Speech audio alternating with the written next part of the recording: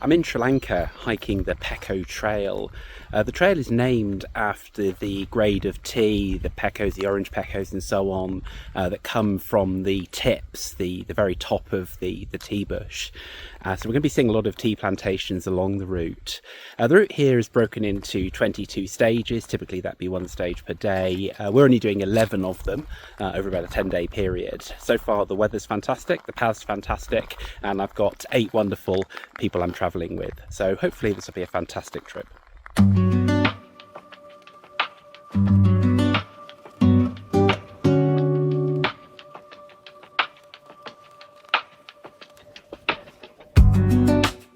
This is Watagoda railway station, where we were due to be commencing our walk today. Unfortunately the trains aren't running, and we'll talk about why that is a bit later on.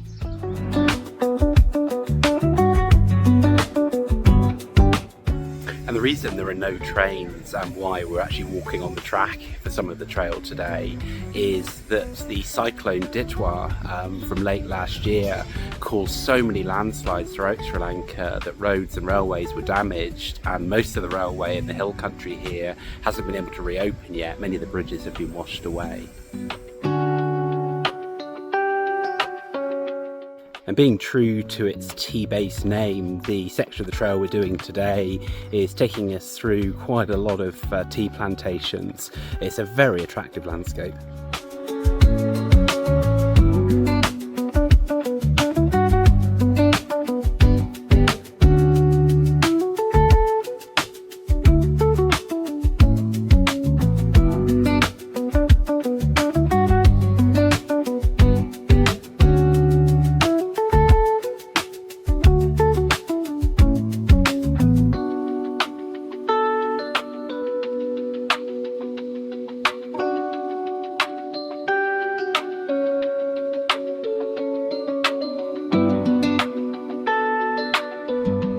The tea bush is a type of camellia, Camellia sinensis, and when they harvest they pluck the top few leaves. That's the very green growth you can see here. And the term Pekoe, for which the trail is named, refers to a grading of the ultimate product, and that's based on the size and the quality of the leaf. In this case that typically means the bud and the top 2 leaves from each of the shoots. To make 1 kilogram of tea, they need 4 kilograms of leaves to be picked, and it's mostly ladies here that do the picking, and unlike in India where they use shears, this is all done by hand. The target for most employees here is to pick 18 kilograms a day.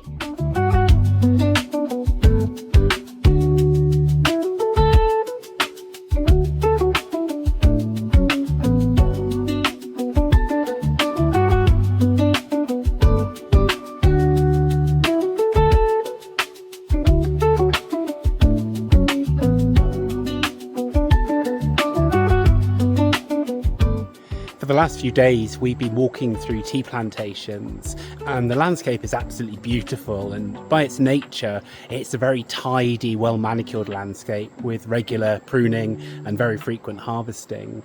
However, now it's time for a change. We'll be soon heading into the Horton Plains National Park, and this is home to montane grasslands and cloud forest, and we're going to be here for a couple of days.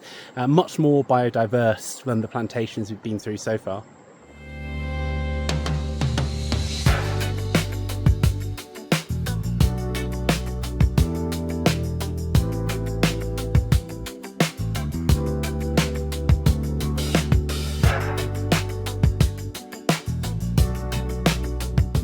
We're back in Horton Plains National Park for our second day, and the weather is much better today. We're going to be climbing to the summit of Kirigalpota. That's the 2nd highest mountain in Sri Lanka.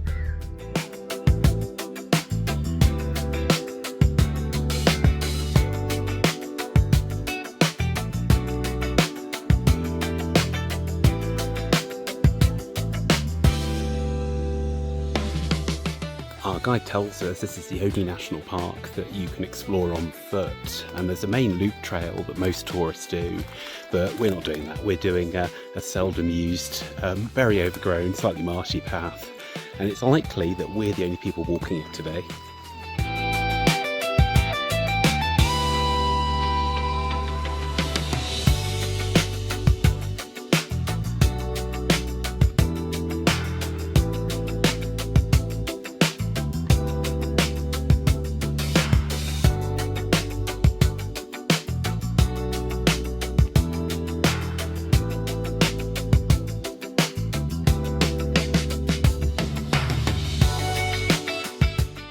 After yesterday's off-trail excursion to the summit, we're back on the Pekoe Trail, and today we're seeing a mixture of different things. We're seeing some rock formations, back into some tea plantations and a bit of woodland too.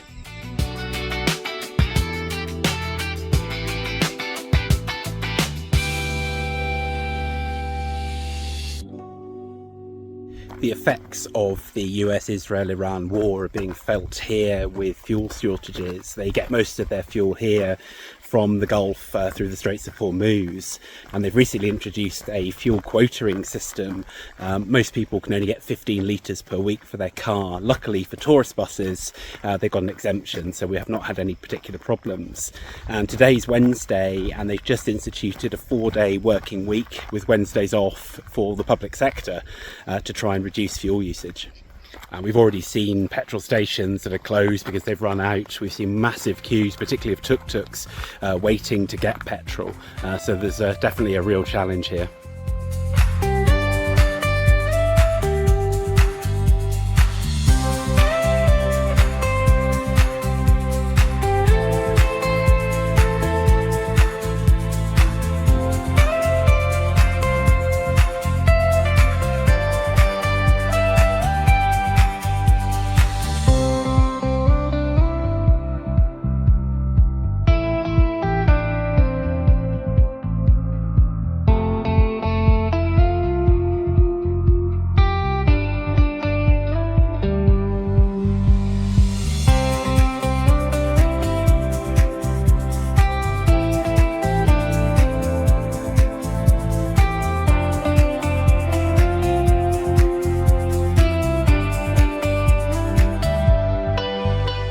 We're walking the next 1.5 kilometres on the railway line, something you definitely wouldn't do at home, and there are trains running on this section, just a couple a day, but we'll probably be okay.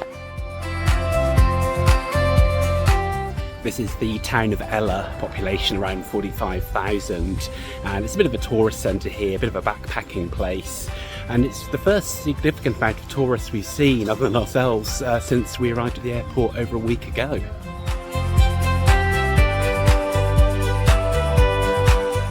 This is the 9-arch viaduct. It's a 9-degree curve and it's going downhill as well. A pretty impressive bit of construction. It's a bit of a tourist hotspot here. Lots of people enjoying walking on the tracks. There's a train due in about an hour and a half, so there's no real risk at the moment.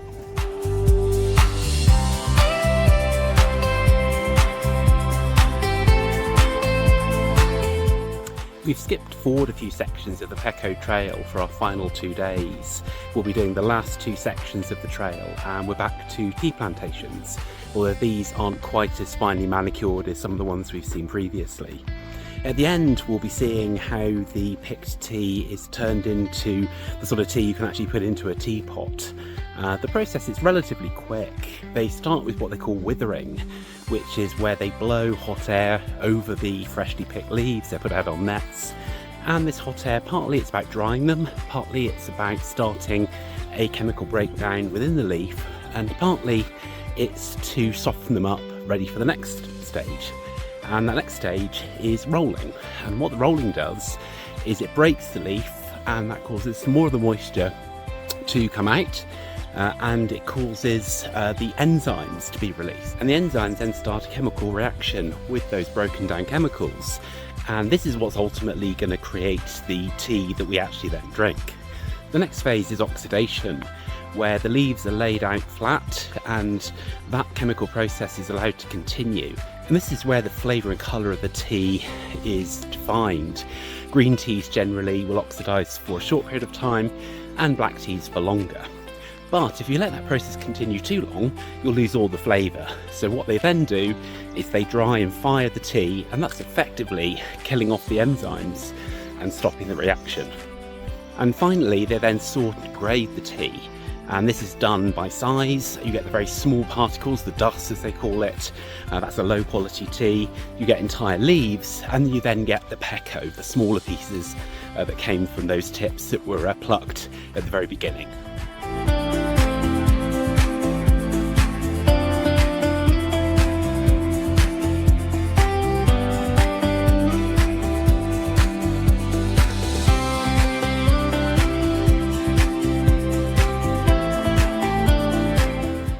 that's it. We're now just a few hundred metres from the end of stage 22 of the Pekoe Trail, the very end of it. We've done about half of it. We've done 11 sections and we've done our summit climb, and this has been a really wonderful trip.